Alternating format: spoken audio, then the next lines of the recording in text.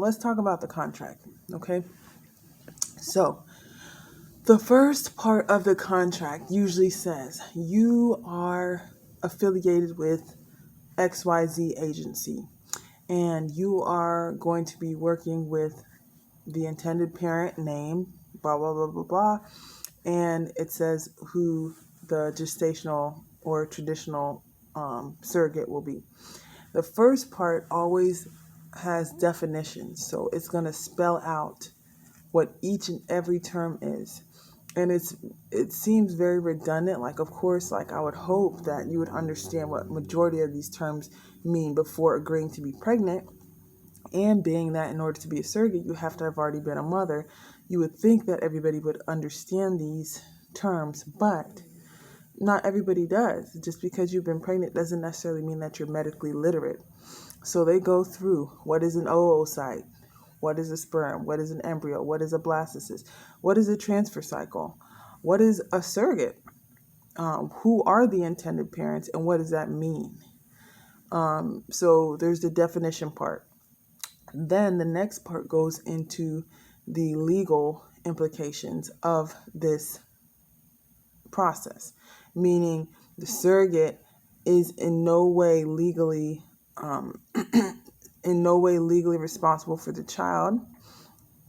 In the case that the parents cannot take care of the child, they will have to select someone to be the guardian. In the case where the child is found not to be genetically related to the intended parents, meaning related to the surrogate, this is what you would do in that case, which typically means that the surrogate will have to reimburse the intended parents for all the costs that were affiliated with that pregnancy. It also spells out who the attorney is for the intended parents, or what the parties are. It lists their roles. It lists who the reproductive endocrinologist is, and it just spells out that the reproductive endocrinologist will not be held liable for XYZ. If the pregnancy is not successful, this person will not be held liable, etc., etc. It spells out the fact that after giving birth, the surrogate will attend any necessary hearings to expedite the legal process for the legal adoption and transfer of rights to the intended parents.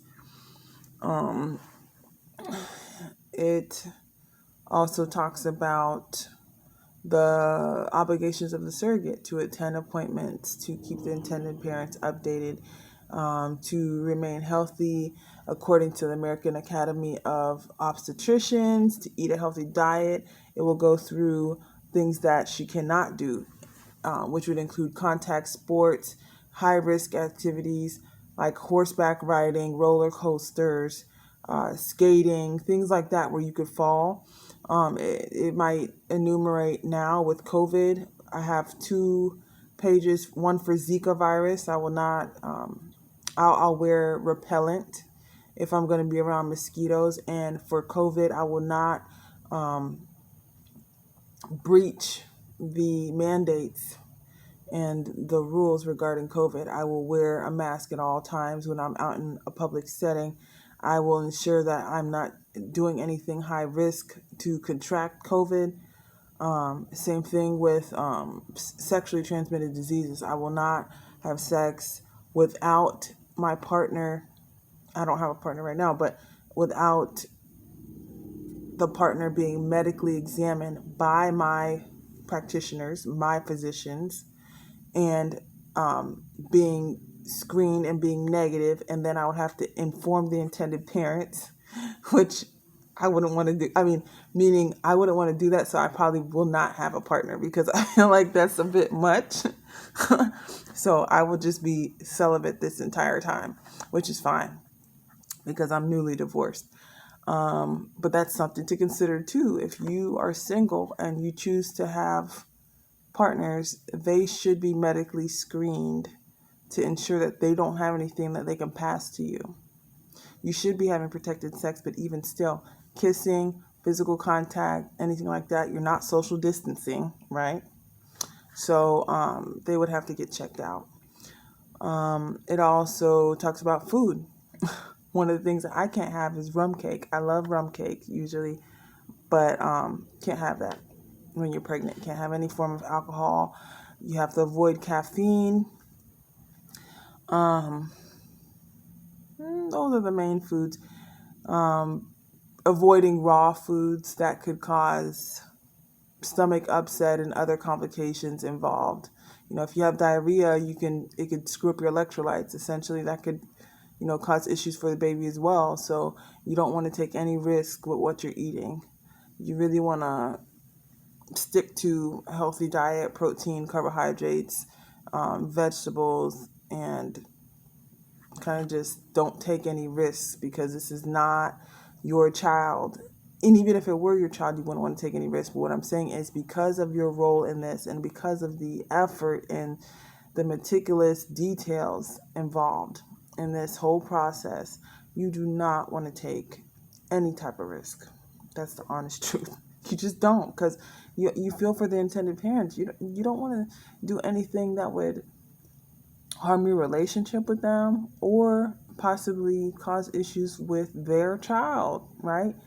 I always joke around and say that surrogates are a glorified babysitter, because I try to be humble about it. And I don't think it's like some, magical, angelic deed. I work in hospice and palliative care. I love what I do. I don't need all the praise for it. I don't need to hear, oh my goodness, you're such an amazing person.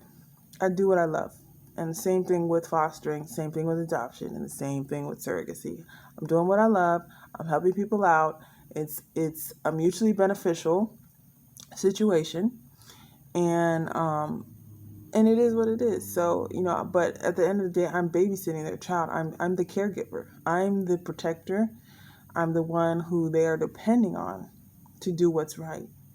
And I take that seriously. I'm not going to be, doing anything. Even if I didn't feel like they were going to find out about it, I still wouldn't do it, just because it's not right. Morally, it's not right. I'm not a liar. And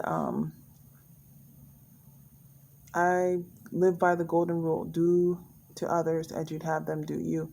So I wouldn't want somebody to do that if they were carrying my child, right? So that's another part of the contract. Then you have to have a notary, and they will review certain clauses and make sure that the surrogate is in agreement that she's not going to do certain things, or she is waiving her legal right to the child. And I'm trying to think if there's anything else big in a contract. Okay, so there's also a list of fees, right, that a surrogate is going to earn. So for every procedure, so they talk about how much you would earn for the embryo transfer for each cycle, each attempt. Then they talk about elective termination. If you have to electively terminate, that could affect your body. So there's a certain fee for that because of your recovery expenses. Same thing with selective reduction. And it talks about in what cases you and the intended parents agree to either of those two procedures. It talks about how things would go if an embryo transfer cycle did not go through, and how it would go if it did. Talks about how the installments of payments to the surrogate are going to go, at what number of weeks. Usually it's every 2 to 4 weeks that a surrogate is compensated. It talks about what your living expenses would, how your living expenses would be compensated if you were placed on bed rest, either full or partial. Talks about whether or not how you'd be compensated if you needed childcare. Talks about travel expenses and mileage and room and board type of thing if you were to have to travel for something like an appointment. Talks about let's see.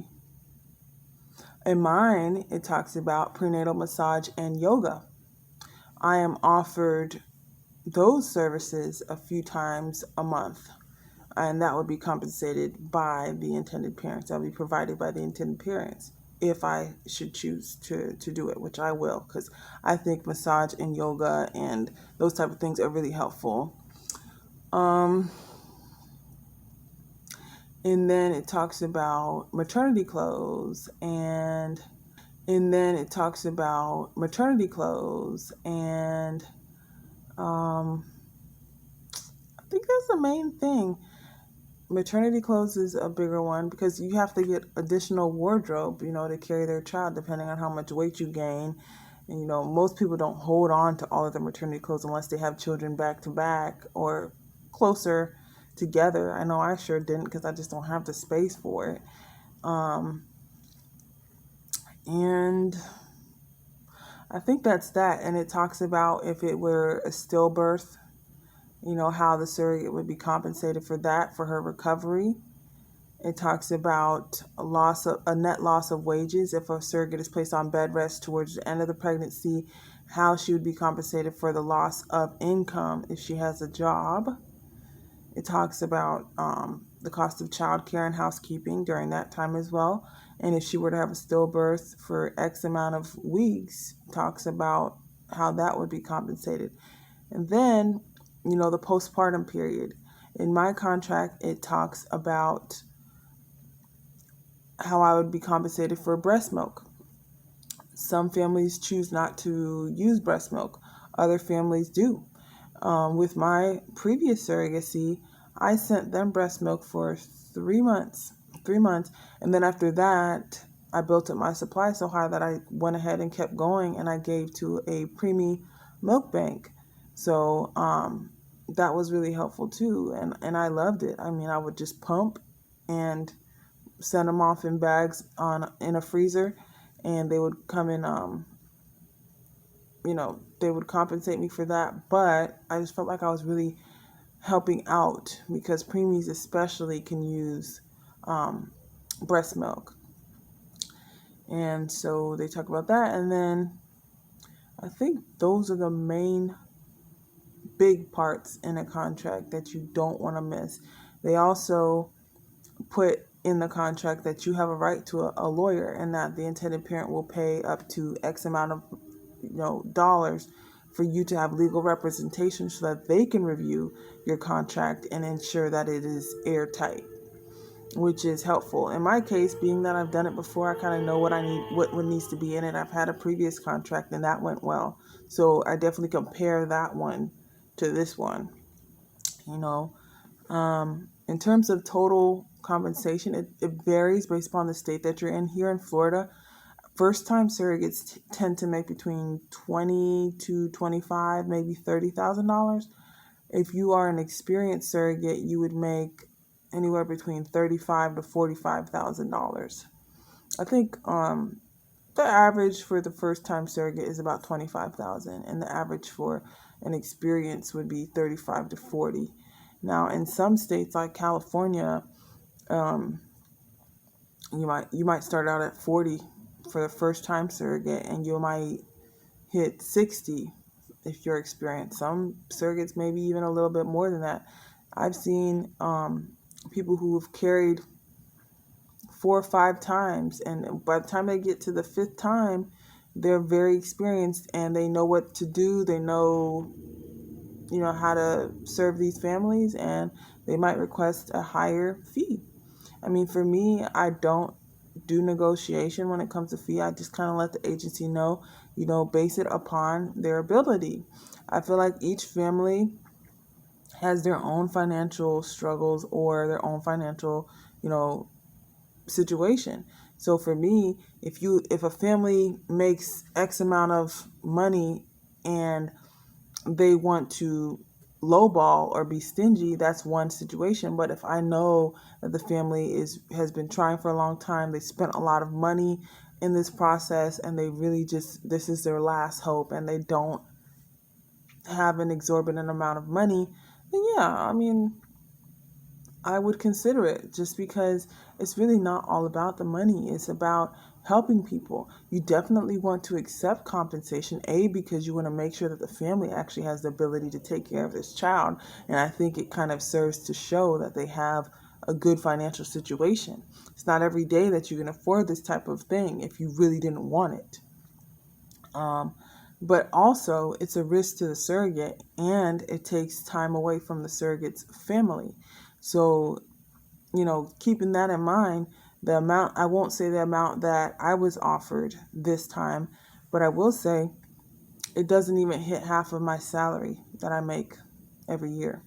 So for a whole, you'd say 10 months, right? 40 weeks, 10 months of carrying a child, 3 months, sometimes more. Some surrogates are even involved longer with intended parents, but usually 3 to 5 months prior to the embryo transfer. And that's if the embryo transfer is successful, because if it's not, you have to do another cycle. And most people, I think, they max out at 3 attempts.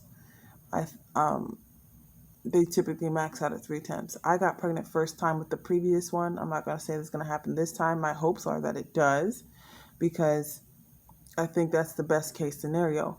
But yeah, I mean, essentially, I'll have been working with the intended parents for at least a year.